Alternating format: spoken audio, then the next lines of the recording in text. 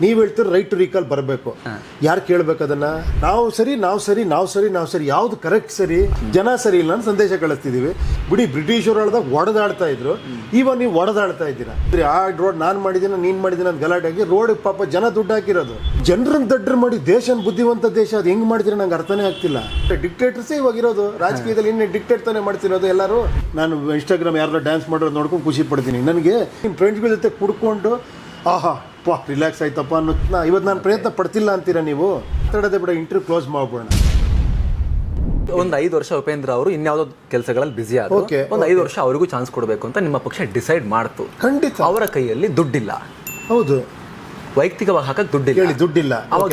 ನೀವು ಇದೇ ವಿಚಾರದ ಮೇಲೆ ಇಂಡಿಪೆಂಡೆಂಟ್ ನಿಂತ್ಕೊಂಡು ನೀವು ಜವಾಬ್ದಾರಿ ತಗೊಂಬೋದಲ್ವಾ ಜನಗಳು? ಆಗಲ್ವಾ ಹೇಳಿ? ಅಲ್ಲ ಹೇಳಿ, ಒಂದ್ ನಿಮಿಷ, ಆಗಲ್ವಾ ಹೇಳಿ? ಕೆಲವೊಂದಷ್ಟೇ ಉಪೇಂದ್ರ ಅವರು ನೀವು ಹೇಳಿರೋ ವಿಚಾರಗಳನ್ನು ಜಾರಿಗೆ ತರೋಕೆ ಕಾನೂನುಗಳ ಬದಲಾವಣೆ ಆಗ್ಬೇಕಾಗುತ್ತೆ. ಏನ್ ಕಾನೂನು ಬದಲಾವಣೆ? ಏನ್ ನನಗೆ ರೈಟ್ ಟು ರೀಕಾಲ್ ಬೇಕು ಅಂತ ಹೇಳಿದ್ರೆ ಬದಲಾವಣೆ ಡಿಮ್ಯಾಂಡ್ ನೋಡಿ. ಒಂದೊಂದೇ ಕ್ವಶನ್ ಒಂದೊಂದೇ ಆನ್ಸರ್ ಮಾಡೋಣ. Do not too many question, confuse ಆಗುತ್ತೆ. ನೀವ್ ಹೇಳ್ತೀರ ರೈಟ್ ಟು ರೀಕಾಲ್ ಬರಬೇಕು. ಯಾರು ಕೇಳ್ಬೇಕು ಅದನ್ನ? ಹೇಳಿ, ಯಾರು ಕೇಳಬೇಕು? ಪ್ರಜೆಗಳು. ನಾವು ತಾನೆ, ಅಷ್ಟೇ. ಅಲ್ಲಿಗೆ ಸೀಮಿತ ಆಗಿ ಬರಬೇಕು. ಯಾರು ತರಬೇಕು ಅಂತಲ್ಲ, ನಾವು ಕೇಳಿದ್ರೆ ಬರುತ್ತದು. ಸರಿ, ಒಂದ್ ನಿಮಿಷ. ನಾನು ಹೇಳಿದ್ದು ಇದೇ ಐಡಿಯಾಲಜಿ ಇಟ್ಕೊಂಡು ನಾನು ಇಂಡಿಪೆಂಡೆಂಟ್ ನಿಂತ್ಕೊಳ್ಳಿ. ನಾನು ಹೇಳ್ತೀನಿ, ಒಂದು ಗ್ರಾಮ ಪಂಚಾಯತಿ ನಿಂತ್ಕೊಳ್ಳಿ, ಒಂದು ತಾಲೂಕ್ ಪಂಚಾಯತ್ ನಿಂತ್ಕೊಳ್ಳಿ, ಒಂದು MLA ಆಗಿ ನಿಂತ್ಕೊಳ್ಳಿ. ಸರಿ, ಸೇರ್ಕೊಳ್ಳಿ. ವೋಟರ್ಸ್ನ ಒಂದಾಗಬೇಕು ಅನ್ನೋದೇ. ಪಕ್ಷಗಳಲ್ಲಿ ಸೇರ್ಕೊಂಡು ಜನಗಳು ಒಂದಾಗ್ತಿದ್ದಾರೆ, ಆ ಪಕ್ಷ ಈ ಪಕ್ಷ ಅಂತ. ವೋಟರ್ಸ್ ಯಾವಾಗ ಒಂದಾಗೋದು? ಒಂದು ಊರಿನ ವೋಟರ್ಸ್ ಒಂದಾದ್ರೆ ಅದ್ಭುತವಾದ ಬದಲಾವಣೆ ಆಗ್ಬಿಡುತ್ತೆ. ಅವಾಗ ಅವ್ನು ಹೇಳ್ತಾನೆ, ನೀನು ನಿಂತ್ಕೊಳ್ಳೆ, ನೀನು ಕೆಲಸ ಮಾಡ, ನೀನಿಲ್ಲ ನಾನು ಕೆಲಸ ಮಾಡಲಿ, ಕೆಳಗಿಳಿಸ್ತೀನಿ, ನಾನು ರೈಟ್ ಟು ರೀಕಾಲ್ ಬೇಕು ಅಂತಾನೆ. ಒಂದು ಕಡೆ ಜನ ಇಳಿಸಿದ್ರು ಅನ್ಕೊಳ್ಳಿ, ಗಲಾಟೆ ಮಾಡಿ, ಅರ್ಥ ಆಯ್ತಾ? ಸುದ್ದಿ ಆಗತ್ತೆ. ಒಂದು 10 ಕಡೆ ಆಯ್ತು ಅನ್ಕೊಳ್ಳಿ, ಜನ ಹೇಗೆ ಇಳಿಸೋದು ಅಂತ ಒಗ್ಗಟ್ಟು. ನಾನು ಹೇಳಿದ್ದು ಹೋರಾಟ ಅಂತೆಲ್ಲ ಕೂಗಾಡ್ತಾರಲ್ಲ, ಹೇಳಿ, ಹೋರಾಟ ಅಂತ ಕೂಗಾಡ್ತಾರಲ್ಲ. ಎಲ್ಲರೂ ಏನು ಹೇಳ್ತಾರೆ, ಈ ರೋಡ್ಗೆ ಇಳಿದು ಗೌರ್ಮೆಂಟ್ ಎಗನೆಸ್ಟ್ ಹೋರಾಡೋದೇ ಹೋರಾಟ ಅನ್ಕೊಂಡ್ಬಿಟ್ಟಿದ್ದಾರೆ. ಈಗ ನಿಮ್ಮ ಪಕ್ಷ ಬಂತು, ನಾನು ಹೋರಾಡ್ತೀನಿ, ನೀವು ಸರಿ ಇಲ್ಲ ಅಂತ. ನಿಮ್ಮ ಪಕ್ಷದವ್ರು ಹೇಳ್ತೀರಿ ನೀವು ಸರಿ ಇದೆ. ಜನ ಫುಲ್ ಕನ್ಫ್ಯೂಷನ್, ಸರಿ ಇದೆಯಾ ಸರಿ ಇಲ್ವಾ ಅಂತ. ಈಗ ಮೈಸೂರು ಬೆಂಗಳೂರು ಎಕ್ಸ್ಪ್ರೆಸ್ ವೇ ವಿಚಾರದಲ್ಲಿ ಆಗ್ತಾ ಇದೆ. ಹೇಳಿ, ಅದೇ ಹೇಳಿದ್ದು. ನಾವು ಸರಿ ಯಾವ್ದು ಕರೆಕ್ಟ್ ಸರಿ ಅಲ್ಲ. ಇನ್ನೂ ಮಜಾ ಗೊತ್ತಾ ನಿಮಗೆ? 3 ಪ್ರಮುಖ ಪಕ್ಷಗಳು ನಾವೇ ಮಾಡಿದ್ದು ಅಂತ ಹೇಳ್ತಾ ಇದ್ದಾರೆ. ಅದು ಮಾಡಿದ ಪ್ರಜೆಗಳು. ಆಮೇಲೆ ಸೇಮ್ ಟೈಮ್ ಅದು ಸರಿ ಇಲ್ಲ, ಕಿತ್ತೋಗಿರೋ ಹೈವೇ, ಕಿಲ್ಲರ್ ಹೈವೇ. ನೋಡಿ, ಅದು ಕೂಡ ರಾಜಕೀಯದ ಮಾತಾಡ್ತಾ ಹೋದ್ರೆ ಪ್ರಾಬ್ಲಮ್ ಬಗ್ಗೆ ನೀವು 1000 ಎಕ್ಸಾಂಪಲ್ ಹೇಳಿದೆ. ಅಲ್ಲ, ಪ್ರಾಬ್ಲಮ್ ಬಗ್ಗೆ 1000 ಮಾತಾಡ್ಬೋದು. ನಾನು ಸೊಲ್ಯೂಷನ್ ಬಗ್ಗೆ ಮಾತಾಡ್ಬೇಕಂದ್ರೆ, ಯಾಕೆ ಒಬ್ಬೊಬ್ಬ ಇಂಡಿಪೆಂಡೆಂಟ್ ಆಗಿ ನಿಂತ್ಕೊಂಡು ಜನಗಳೇ ಸಪೋರ್ಟ್ ಮಾಡಿ ಗೆಲ್ಲಬಾರ್ದು? ಗೆಲ್ಲೋದಲ್ಲ, ಕೆಲಸ ಕೊಡಬಾರ್ದು.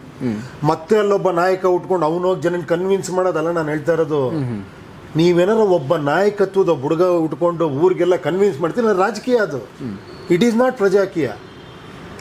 ಅಲ್ಲ, ಜನರು ಎಲ್ಲರೂ ಕೂಡ ಈಗ ಉಪೇಂದ್ರ ಅವರಷ್ಟೇ ಬುದ್ಧಿವಂತರು ಇರ್ಬೇಕಂತ ಇಲ್ವಾ? ಯಾರು ಹೇಳಿದ್? ನಮ್ಗಿಂತ ತುಂಬಾ ಬುದ್ಧಿವಂತರು ಎಲ್ಲರೂ ಕೂಡ ಇರ್ಬೇಕು ಅಂತ ಇಲ್ಲ. ನನಗಿಂತ ತುಂಬಾ ಬುದ್ಧಿವಂತರು. ಉಪೇಂದ್ರ ಅವರು ಇಷ್ಟು ಸಾಮರ್ಥ್ಯ ಇರೋದಕ್ಕೆ ಇಲ್ಲಿಗೆ ಬಂದಿದ್ದಾರೆ.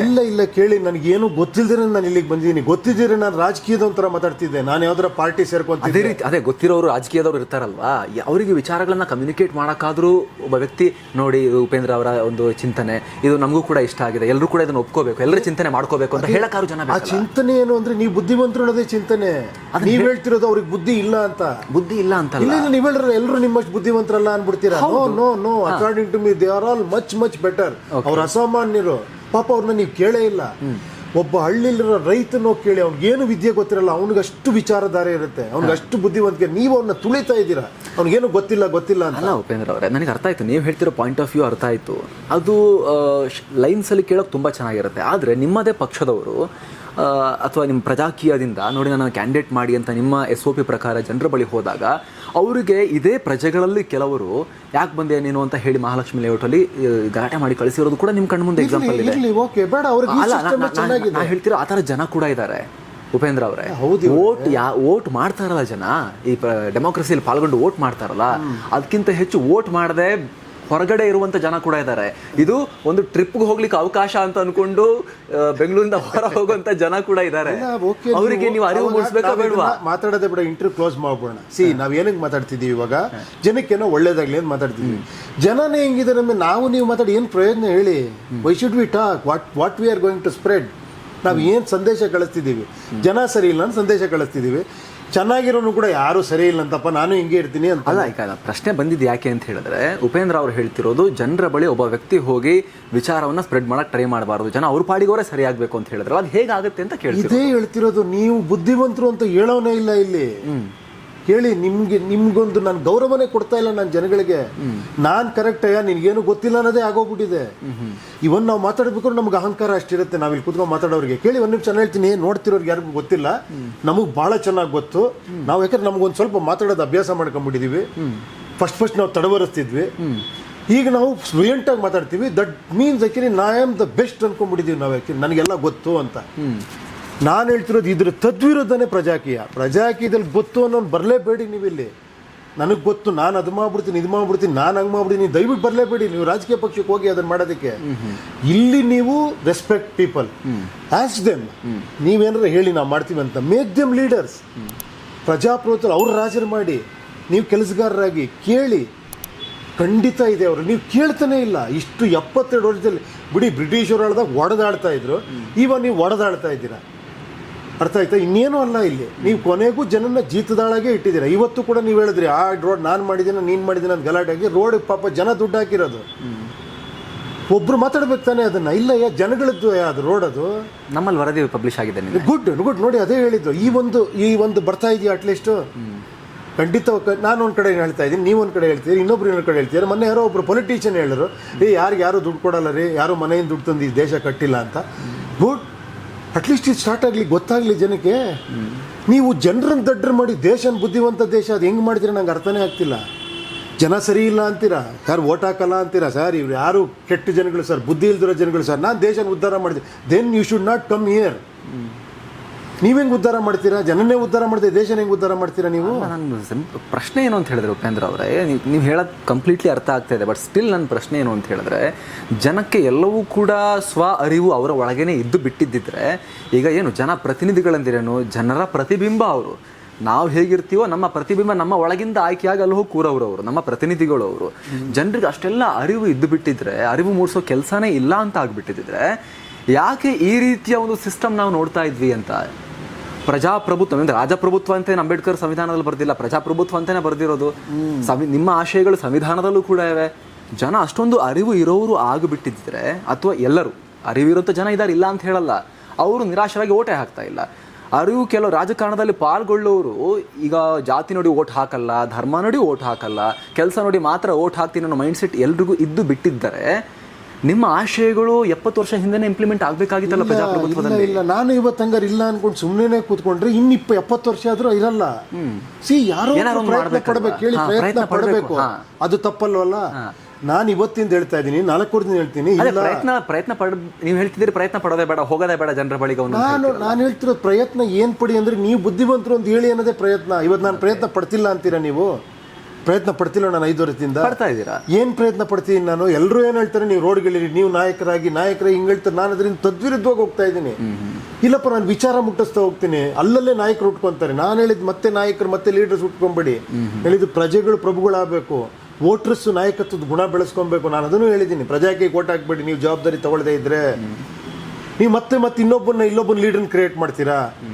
ನೆಕ್ಸ್ಟ್ ಅವ್ನು ಮತ್ತೆ ಹೇಳ್ತಾನೆ, ನನಗೆ ಗೊತ್ತಿದೆ ಬಿಡ್ರಿ, ನಾವೇ ಪ್ರಜಾಕಿ ಅಂತ. ನಾಳೆ ಇನ್ನೊಬ್ಬ ಉಪೇಂದ್ರ ಅವರು ಡಿಕ್ಟೇಟರ್ ತರ ಮಾತಾಡ್ತಿದಾರೆ. ಅವರು ನಮ್ಮನ್ನ ಜನ ಓಟ್ ಹಾಕಿ ಗೆಲ್ಸಿಲ್ವಾ ಅಂತಾರೆ. ಅವರು ಡಿಕ್ಟೇಟರ್ ಬೇಕು ಅಂತ ಕೇಳೋರು ಇದಾರೆ, ಗೊತ್ತಾ ನಿಮಗೆ? ಇರ್ಲಿ ಬಿಡಿ.